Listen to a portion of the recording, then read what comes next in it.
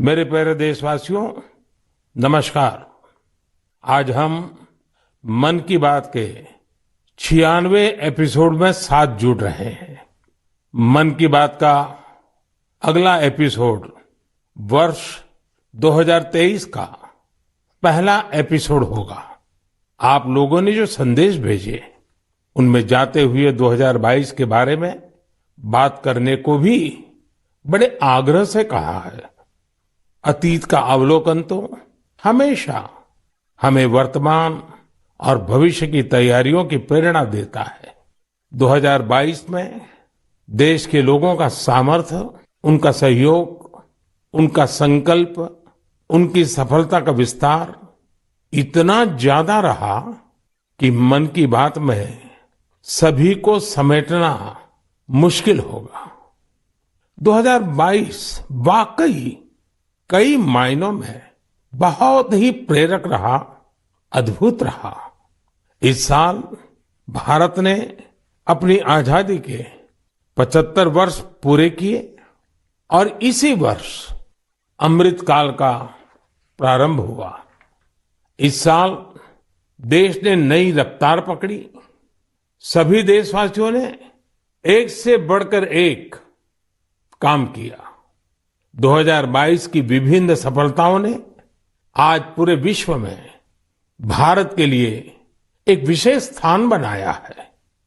2022 यानी भारत द्वारा दुनिया की 5वीं सबसे बड़ी अर्थव्यवस्था का मुकाम हासिल करना। 2022 यानी भारत द्वारा 220 करोड़ वैक्सीन का अविश्वसनीय आंकड़ा पार करने का रिकॉर्ड। 2022 यानी भारत द्वारा निर्यात का $400 बिलियन का जादुई आंकड़ा पार कर जाना। 2022 यानी देश के जन जन द्वारा आत्मनिर्भर भारत के संकल्प को अपनाना, जी कर दिखाना। 2022 यानी भारत के पहले स्वदेशी एयरक्राफ्ट कैरियर आईएनएस विक्रांत का स्वागत। 2022 यानी स्पेस, ड्रोन और डिफेंस सेक्टर में भारत का परचम। 2022 यानी हर क्षेत्र में भारत का दमखम। खेल के मैदान में भी, चाहे कॉमनवेल्थ गेम्स हो या हमारी महिला हॉकी टीम की जीत, हमारे युवाओं ने जबरदस्त सामर्थ्य दिखाया। साथियों, इन सब के साथ ही साल 2022 एक और कारण से हमेशा याद किया जाएगा। ये है एक भारत श्रेष्ठ भारत की भावना का विस्तार। देश के लोगों ने एकता और एकजुटता को सेलिब्रेट करने के लिए भी कई अद्भुत आयोजन किए। गुजरात के माधवपुर मेला हो, जहां रुक्मिणी विवाह और भगवान कृष्ण के पूर्वोत्तर से संबंधों को सेलिब्रेट किया जाता है, या फिर काशी तमिल संगमम हो, इन पर्वों में भी एकता के कई रंग दिखे। 2022 में देशवासियों ने एक और अमर इतिहास लिखा है। अगस्त के महीने में चला हर घर तिरंगा अभियान, भला कौन भूल सकता है। वो पल थे, हर देशवासी के रोंगटे खड़े हो जाते थे। आजादी के 75 वर्ष के इस अभियान में पूरा देश तिरंगामय हो गया। 6 करोड़ से ज्यादा लोगों ने तो तिरंगे के साथ सेल्फी भी भेजी। आजादी का ये अमृत महोत्सव अभी अगले साल भी ऐसे ही चलेगा। अमृत काल की नींव को और मजबूत करेगा। साथियों, इस साल भारत को G20 समूह की अध्यक्षता की जिम्मेदारी भी मिली है। मैंने पिछली बार इस पर विस्तार से चर्चा भी की थी। साल 2023 में हमें G20 के उत्साह को नई ऊंचाई पर लेकर जाना है। इस आयोजन को एक जन आंदोलन बनाना है। मेरे प्यारे देशवासियों, आज दुनिया भर में धूमधाम से क्रिसमस का त्योहार भी मनाया जा रहा है। ये जीसस क्राइस्ट के जीवन, उनकी शिक्षाओं को याद करने का दिन है। मैं आप सभी को क्रिसमस की ढेर सारी शुभकामनाएं देता हूं। साथियों, आज हम सभी के श्रद्धेय अटल बिहारी वाजपेयी जी का जन्मदिन भी है। वे एक महान राजनेता थे, जिन्होंने देश को असाधारण नेतृत्व दिया। हर भारतवासी के हृदय में उनके लिए एक खास स्थान है। मुझे कोलकाता से आस्था जी का एक पत्र मिला है। इस पत्र में उन्होंने हाल की अपनी दिल्ली यात्रा का जिक्र किया है। वे लिखती हैं कि इस दौरान उन्होंने पीएम म्यूजियम देखने के लिए समय निकाला। इस म्यूजियम में उन्हें अटल जी की गैलरी खूब पसंद आई। अटल जी के साथ वहां खींची गई तस्वीर तो उनके लिए यादगार बन गई है। अटल जी की गैलरी में हम देश के लिए उनके बहुमूल्य योगदान की झलक देख सकते हैं। इंफ्रास्ट्रक्चर हो, शिक्षा या फिर विदेश नीति, उन्होंने भारत को हर क्षेत्र में नई ऊंचाइयों पर ले जाने का काम किया। मैं एक बार फिर अटल जी को हृदय से नमन करता हूं। साथियों, कल 26 दिसंबर को वीर बाल दिवस है और मुझे इस अवसर पर दिल्ली में साहिबजादा जोरावर सिंह जी और साहिबजादा फतेह सिंह जी की शहादत को समर्पित एक कार्यक्रम में शामिल होने का सौभाग्य मिलेगा। देश साहिबजादे और माता गुजरी के बलिदान को हमेशा याद रखेगा। मेरे प्यारे देशवासियों, हमारे यहां कहा जाता है, सत्यम किम प्रमाणम, प्रत्यक्षम किम प्रमाणम। यानी सत्य को प्रमाण की आवश्यकता नहीं होती, जो प्रत्यक्ष है उसे भी प्रमाण की आवश्यकता नहीं होती। लेकिन बात जब आधुनिक मेडिकल साइंस की हो तो उसमें सबसे महत्वपूर्ण होता है प्रमाण, एविडेंस। सदियों से भारतीय जीवन का हिस्सा रहे योग और आयुर्वेद जैसे हमारे शास्त्रों के सामने एविडेंस बेस्ड रिसर्च की कमी हमेशा हमेशा एक चुनौती रही है। परिणाम दिखते हैं लेकिन प्रमाण नहीं होते हैं। लेकिन मुझे खुशी है कि एविडेंस बेस्ड मेडिसिन के युग में अब योग और आयुर्वेद आधुनिक युग की जांच और कसौटियों पर भी खरे उतर रहे हैं। आप सभी ने मुंबई के टाटा मेमोरियल सेंटर के बारे में जरूर सुना होगा। इस संस्थान ने रिसर्च, इनोवेशन और कैंसर केयर में बहुत नाम कमाया है।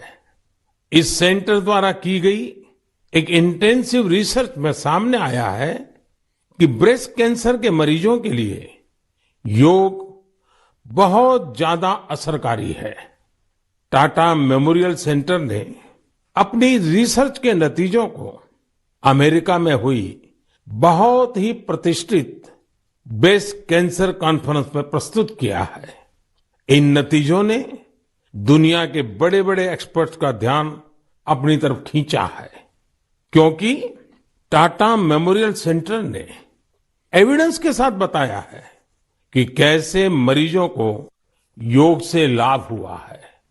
इस सेंटर की रिसर्च के मुताबिक योग के नियमित अभ्यास से ब्रेस्ट कैंसर के मरीजों की बीमारी के फिर से उभरने और मृत्यु के खतरे में 15% तक की कमी आई है। भारतीय पारंपरिक चिकित्सा में यह पहला उदाहरण है जिसे पश्चिमी तौर तरीकों वाले कड़े मानकों पर परखा गया है। साथ ही यह पहली स्टडी है जिसमें ब्रेस्ट कैंसर से प्रभावित महिलाओं में योग से क्वालिटी ऑफ लाइफ के बेहतर होने का पता चला है। इसके लॉन्ग टर्म बेनिफिट्स भी सामने आए हैं। टाटा मेमोरियल सेंटर ने अपनी स्टडी के नतीजों को पेरिस में हुए European society of medical oncology में उस सम्मेलन में प्रस्तुत किया है। साथियों, आज के युग में भारतीय चिकित्सा पद्धतियां जितनी ज्यादा एविडेंस बेस्ड होगी, उतनी ही पूरे विश्व में उनकी स्वीकार्यता बढ़ेगी। इसी सोच के साथ दिल्ली के एम्स में भी एक प्रयास किया जा रहा है। यहां हमारी पारंपरिक चिकित्सा पद्धतियों को वैलिडेट करने के लिए 6 साल पहले centre for integrative medicine and research की स्थापना की गई। इसमें लेटेस्ट मॉडर्न टेक्निक्स और रिसर्च मेथड्स का उपयोग किया जाता है। यह सेंटर पहले ही प्रतिष्ठित अंतर्राष्ट्रीय जर्नल्स में 20 पेपर प्रकाशित कर चुका है। अमेरिकन कॉलेज ऑफ कार्डियोलॉजी के जर्नल में प्रकाशित एक पेपर में सिंकपी से पीड़ित मरीजों को योग से होने वाले लाभ के बारे में बताया गया है। इसी प्रकार न्यूरोलॉजी जर्नल के पेपर में माइग्रेन में योग के फायदों के बारे में बताया गया है। इनके अलावा कई और बीमारियों में भी योग के बेनिफिट्स को लेकर स्टडी की जा रही है, जैसे heart disease, depression, sleep disorders और प्रेगनेंसी के दौरान महिलाओं को होने वाली समस्याएं। साथियों, कुछ दिन पहले ही मैं वर्ल्ड आयुर्वेद कांग्रेस के लिए गोवा में था। इसमें 40 से ज्यादा देशों के डेलीगेट शामिल हुए और यहां 550 से अधिक साइंटिफिक पेपर्स प्रेजेंट किए गए। भारत सहित दुनिया भर की करीब 215 कंपनियों ने यहां एग्जीबिशन में अपने प्रोडक्ट्स को डिस्प्ले किया। 4 दिनों तक चले इस एक्सपो में 1 लाख से भी अधिक लोगों ने आयुर्वेद से जुड़े अपने एक्सपीरियंस को एंजॉय किया। आयुर्वेद कांग्रेस में भी मैंने दुनिया भर से जुटे आयुर्वेद एक्सपर्ट्स के सामने एविडेंस बेस्ड रिसर्च का आग्रह दोहराया। जिस तरह कोरोना वैश्विक महामारी के इस समय में योग और आयुर्वेद की शक्ति को हम सभी देख रहे हैं, उसमें इनसे जुड़ी एविडेंस बेस्ड रिसर्च बहुत ही महत्वपूर्ण साबित होगी। मेरा आपसे भी आग्रह है कि योग, आयुर्वेद और हमारी पारंपरिक चिकित्सा पद्धतियों से जुड़े हुए ऐसे प्रयासों के बारे में अगर आपके पास कोई जानकारी हो तो उन्हें सोशल मीडिया पर जरूर शेयर करें। मेरे प्यारे देशवासियों, बीते कुछ वर्षों में हमने स्वास्थ्य क्षेत्र से जुड़ी कई बड़ी चुनौतियों पर विजय पाई है। इसका पूरा श्रेय हमारे मेडिकल एक्सपर्ट्स, साइंटिस्ट और देशवासियों की इच्छा शक्ति को जाता है। हमने भारत से स्मॉल पॉक्स, पोलियो और गिनी वॉर्म जैसी बीमारियों को समाप्त करके दिखाया है। आज मन की बात के श्रोताओं को मैं एक और चुनौती के बारे में बताना चाहता हूं, जो अब समाप्त होने की कगार पर है। ये चुनौती है, ये बीमारी है कालाजार। इस बीमारी का परजीवी सैंड फ्लाई यानी बालू मक्खी के काटने से फैलता है।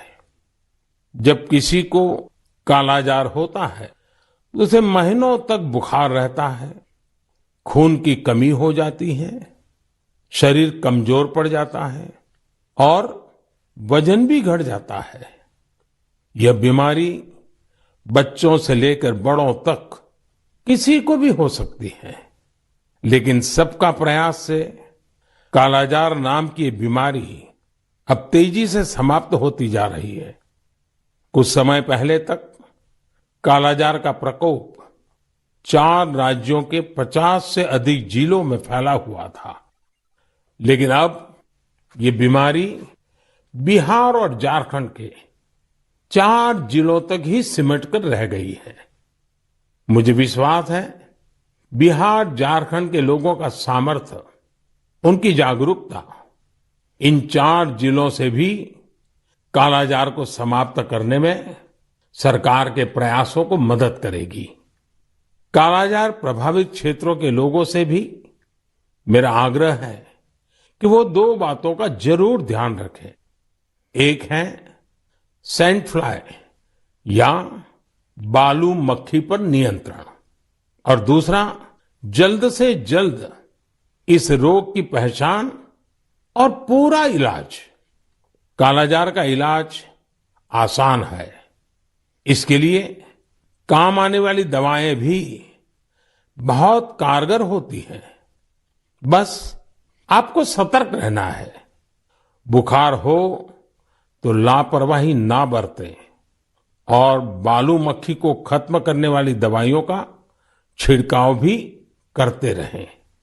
जरा सोचिए, हमारा देश जब कालाजार से भी मुक्त हो जाएगा तो ये हम सभी के लिए कितनी खुशी की बात होगी।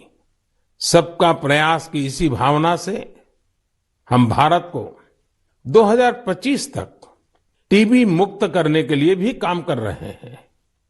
आपने देखा होगा, बीते दिनों जब टीबी मुक्त भारत अभियान शुरू हुआ तो हजारों लोग टीबी मरीजों की मदद के लिए आगे आए। ये लोग निक्षय मित्र बनकर टीबी के मरीजों की देखभाल कर रहे हैं, उनकी आर्थिक मदद कर रहे हैं। जन सेवा और जन भागीदारी की यही शक्ति हर मुश्किल लक्ष्य को प्राप्त करके ही दिखाती है। मेरे प्यारे देशवासियों, हमारी परंपरा और संस्कृति का मां गंगा से अटूट नाता है। गंगा जल हमारी जीवन धारा का अभिन्न हिस्सा रहा है और हमारे शास्त्रों में भी कहा गया है, नमामि गंगे तव पाद पंकजम सुर असुरई वंदित दिव्य रूपम भुक्तिम च मुक्तिम च ददासि नित्यम भाव अनुसारेण सदा नराणाम। अर्थात हे मां गंगा, आप अपने भक्तों को उनके भाव के अनुरूप सांसारिक सुख, आनंद और मोक्ष प्रदान करती है। सभी आपके पवित्र चरणों का वंदन करते हैं। मैं भी आपके पवित्र चरणों में अपना प्रणाम अर्पित करता हूं। ऐसे में सदियों से कल कल बहती मां गंगा को स्वच्छ रखना हम सबकी बहुत बड़ी जिम्मेदारी है। इसी उद्देश्य के साथ 8 साल पहले हमने नमामि गंगे अभियान की शुरुआत की थी। हम सभी के लिए गौरव की बात है कि भारत की इस पहल को आज दुनिया भर की सराहना मिल रही है। यूनाइटेड नेशंस ने नमामि गंगे मिशन को इकोसिस्टम को रिस्टोर करने वाली दुनिया के टॉप 10 इनिशिएटिव में शामिल किया है। ये और भी खुशी की बात है कि पूरे विश्व के 160 ऐसे इनिशिएटिव्स में नमामि गंगे को यह सम्मान मिला है। साथियों, नमामि गंगे अभियान की सबसे बड़ी ऊर्जा लोगों की निरंतर सहभागिता है। नमामि गंगे अभियान में गंगा प्रहरियों और गंगा दूतों की भी बड़ी भूमिका है। वे पेड़ लगाने, घाटों की सफाई, गंगा आरती, नुक्कड़ नाटक, पेंटिंग और कविताओं के जरिए जागरूकता फैलाने में जुटे हैं। इस अभियान से बायोडायवर्सिटी में भी काफी सुधार देखा जा रहा है। हिल्सा मछली, गंगा डॉल्फिन और कछुओं की विभिन्न प्रजातियों की संख्या में काफी वृद्धि हुई है। गंगा का इकोसिस्टम क्लीन होने से आजीविका के अन्य अवसर भी बढ़ रहे हैं। यहां मैं जलज आजीविका मॉडल की चर्चा करना चाहूंगा, जो कि बायोडायवर्सिटी को ध्यान में रखकर तैयार किया गया है। इस टूरिज्म बेस्ड बोट सफारीज को 26 लोकेशंस पर लॉन्च किया गया है। जाहिर है, नमामि गंगे मिशन का विस्तार, उसका दायरा नदी की सफाई से कहीं ज्यादा बढ़ा है। ये जहां हमारी इच्छा शक्ति और अथक प्रयासों का एक प्रत्यक्ष प्रमाण है, वहीं ये पर्यावरण संरक्षण की दिशा में विश्व को भी एक नया रास्ता दिखाने वाला है। मेरे प्यारे देशवासियों, जब हमारी संकल्प शक्ति मजबूत हो तो बड़ी से बड़ी चुनौती भी आसान हो जाती है। इसकी मिसाल पेश की है सिक्किम के थेगू गांव के संगे शेरपा जी ने। ये पिछले 14 साल से 12,000 फीट से भी ज्यादा की ऊंचाई पर पर्यावरण संरक्षण के काम में जुटे हुए हैं। संगे जी ने सांस्कृतिक और पौराणिक महत्व का सोमगो लेक, उसे स्वच्छ रखने का बीड़ा उठा लिया है। अपने अथक प्रयासों से उन्होंने इस ग्लेशियर लेक का रंग रूप ही बदल डाला है। साल 2008 में संगे शेरपा जी ने जब स्वच्छता का यह अभियान शुरू किया था, तब उन्हें कई मुश्किलों का सामना करना पड़ा, लेकिन देखते ही देखते उनके इस नेक कार्यों में युवाओं और ग्रामीणों के साथ ही पंचायत का भी भरपूर सहयोग मिलने लगा। आज आप अगर सोमगो लेक को देखने जाएंगे तो वहां चारों ओर आपको बड़े बड़े गार्बेज बिन्स मिलेंगे। अब यहाँ जमा हुए कूड़े कचरे को रिसाइकलिंग के लिए भेजा जाता है। यहाँ आने वाले पर्यटकों को कपड़े से बने गार्बेज बैग भी दिए जाते हैं, ताकि कूड़ा कचरा इधर उधर न फेंके। अब बेहद साफ सुथरी हो चुकी इस झील को देखने हर साल करीब 5 लाख पर्यटक यहाँ पहुंचते हैं। सोमगो लेक के संरक्षण के इस अनूठे प्रयास के लिए संगे शेरपा जी को कई संस्थाओं ने सम्मानित भी किया है।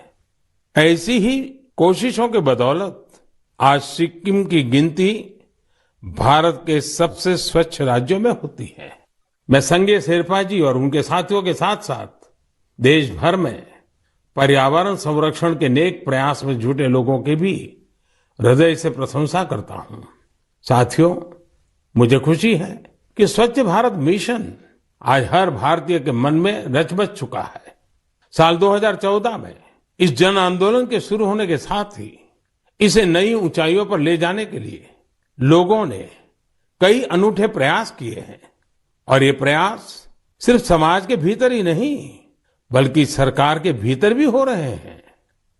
लगातार इन प्रयासों का परिणाम ये है, कूड़ा कचरा हटने के कारण, बिन जरूरी सामान हटने के कारण दफ्तरों में काफी जगह खुल जाती है, नया स्पेस मिल जाता है।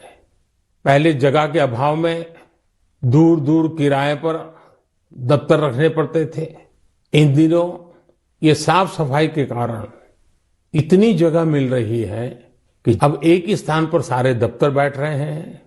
पिछले दिनों सूचना और प्रसारण मंत्रालय ने भी मुंबई में, अहमदाबाद में, कोलकाता में, शिलांग में, कई शहरों में अपने दफ्तरों में भरपूर प्रयास किया और उसके कारण आज उनको 2-2, 3-3 मंजिलें पूरी तरह नए सिरे से काम में आ सके ऐसी उपलब्ध हो गई।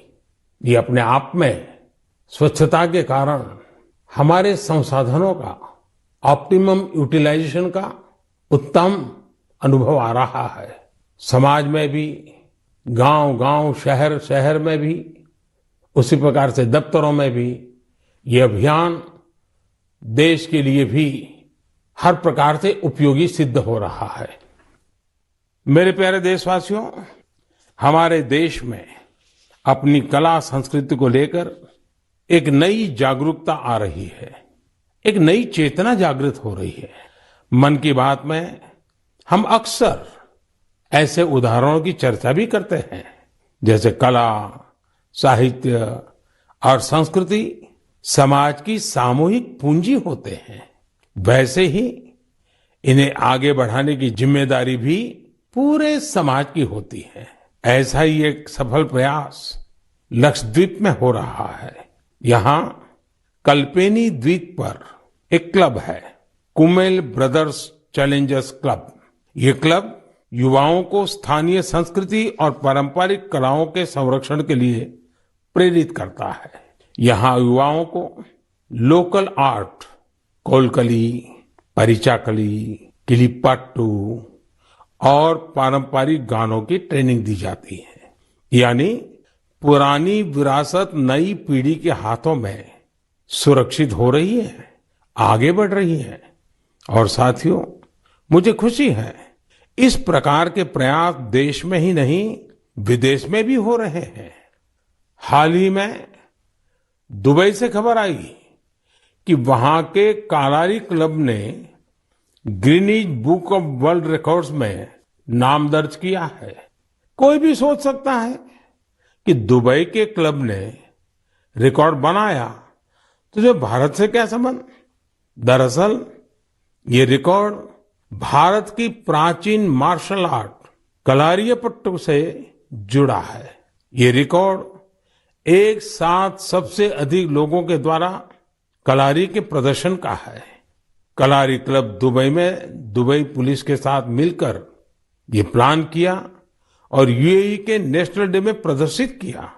इस आयोजन में 4 साल के बच्चों से लेकर 60 वर्ष तक के लोगों ने कलारी की अपनी क्षमता का बेहतरीन प्रदर्शन किया। अलग अलग पीढ़ियां कैसे एक प्राचीन परंपरा को आगे बढ़ा रही हैं, पूरे मनोयोग से बढ़ा रही हैं, ये उसका अद्भुत उदाहरण है। साथियों, मन की बात के श्रोताओं को मैं कर्नाटका के गडक जिले में रहने वाले कवेम श्री जी के बारे में भी बताना चाहता हूँ। कवेम श्री दक्षिण में कर्नाटका की कला संस्कृति को पुनर्जीवित करने के मिशन में पिछले 25 वर्षों से अनवरत लगे हुए हैं।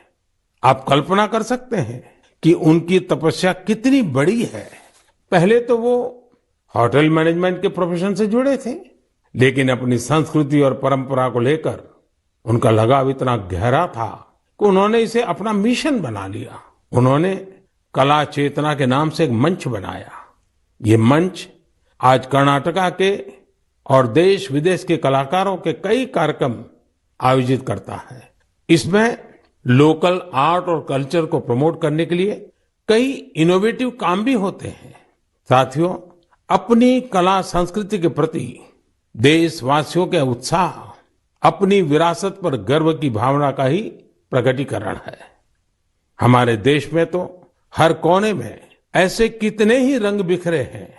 हमें भी उन्हें सजाने, संवारने और संरक्षित करने के लिए निरंतर काम करना चाहिए। मेरे प्यारे देशवासियों, देश के अनेक क्षेत्रों में बांस से अनेक सुंदर और उपयोगी चीजें बनाई जाती हैं। विशेष रूप से आदिवासी क्षेत्रों में बांस के कुशल कारीगर, कुशल कलाकार है। जब से देश ने बैम्बू से जुड़े अंग्रेजों के जमाने के कानूनों को बदला है, इसका एक बड़ा बाजार तैयार हो गया है। महाराष्ट्र के पालघर जैसे क्षेत्रों में भी आदिवासी समाज के लोग बैम्बू से कई खूबसूरत प्रोडक्ट्स बनाते हैं। बैम्बू से बनने वाले बॉक्सेस, कुर्सी, चायदानी, टोकरियां और ट्रे जैसी चीजें खूब लोकप्रिय हो रही है। यही नहीं, ये लोग बैम्बू घास से खूबसूरत कपड़े और सजावट की चीजें भी बनाते हैं। इससे आदिवासी महिलाओं को रोजगार भी मिल रहा है और उनके हुनर को पहचान भी मिल रही है। साथियों, कर्नाटका के एक दंपति सुपारी के रेशे से बनी कई यूनिक प्रोडक्ट्स इंटरनेशनल मार्केट तक पहुंचा रहे हैं। कर्नाटका में शिवमोगा में ये दंपति हैं, श्रीमान सुरेश और उनकी पत्नी श्रीमती मैथिली। ये लोग सुपारी के रेशे से ट्रे, प्लेट और हैंडबैग से लेकर कई डेकोरेटिव चीजें बना रहे हैं। इसी रेशे से बनी चप्पलें भी आज खूब पसंद की जा रही हैं। उनके प्रोडक्ट्स आज लंदन और यूरोप के दूसरे बाजारों तक में बिक रहे हैं। यही तो हमारे प्राकृतिक संसाधनों और पारंपरिक हुनर की खूबी है, जो सबको पसंद आ रही है। भारत के इस पारंपरिक ज्ञान में दुनिया सस्टेनेबल फ्यूचर के रास्ते देख रही है। हमें खुद भी इस दिशा में ज्यादा से ज्यादा जागरूक होने की जरूरत है। हम खुद भी ऐसे स्वदेशी और लोकल प्रोडक्ट इस्तेमाल करें और दूसरों को भी ये उपहार में दें। इससे हमारी पहचान भी मजबूत होगी, स्थानीय अर्थव्यवस्था भी मजबूत होगी और बड़ी संख्या में लोगों का भविष्य भी उज्जवल होगा। मेरे प्यारे देशवासियों, अब हम धीरे धीरे मन की बात के 100वें एपिसोड के अभूतपूर्व पड़ाव की ओर बढ़ रहे हैं। मुझे कई देशवासियों के पत्र मिले हैं जिनमें उन्होंने 100वें एपिसोड के बारे में बड़ी जिज्ञासा प्रकट की है। 100वें एपिसोड में हम क्या बात करें, उसे कैसे खास बनाएं, इसके लिए आप मुझे अपने सुझाव भेजेंगे तो मुझे बहुत अच्छा लगेगा। अगली बार हम वर्ष 2023 में मिलेंगे। मैं आप सभी को वर्ष 2023 की शुभकामनाएं देता हूं। ये वर्ष भी देश के लिए खास रहे, देश नई ऊंचाइयों को छूता रहे। हमें मिलकर के संकल्प भी लेना है, साकार भी करना है। इस समय बहुत से लोग छुट्टियों के मूड में भी हैं। आप पर्वों को, इन अवसरों का खूब आनंद लीजिए, लेकिन थोड़ा सतर्क भी रहिए। आप भी देख रहे हैं कि दुनिया के कई देशों में कोरोना बढ़ रहा है। इसलिए हमें मास्क और हाथ धुलने जैसी सावधानियों का और ज्यादा ध्यान रखना है। हम सावधान रहेंगे तो सुरक्षित भी रहेंगे और हमारे उल्लास में कोई रुकावट भी नहीं पड़ेगी। इसी के साथ आप सभी को एक बार फिर ढेरों शुभकामनाएं। बहुत बहुत धन्यवाद। तो पीएम મોદીએ 96મી અત્યારે મન કી બાત યોજી હતી। મન કી બાતમાં તમામ જનતાનું સંબોધન કર્યું હતું। તો રેડિયોના માધ્યમથી તમામ લોકોને 96મી વખત મન કી બાતમાં તમામ લોકોને પીએમ મોદીએ પોતાના મનની વાત કરી છે। દેશવાસીઓને અત્યારે હાલ કોરોનાની મહામારી જે અત્યારે થઈ રહી છે તેને લઈને પણ ઘણી બધી વાતો કરી છે। સાથે લોકોને સોશિયલ ડિસ્ટન્સિંગનું પાલન કરી માસ્ક પહેરવા વિનંતી કરી છે।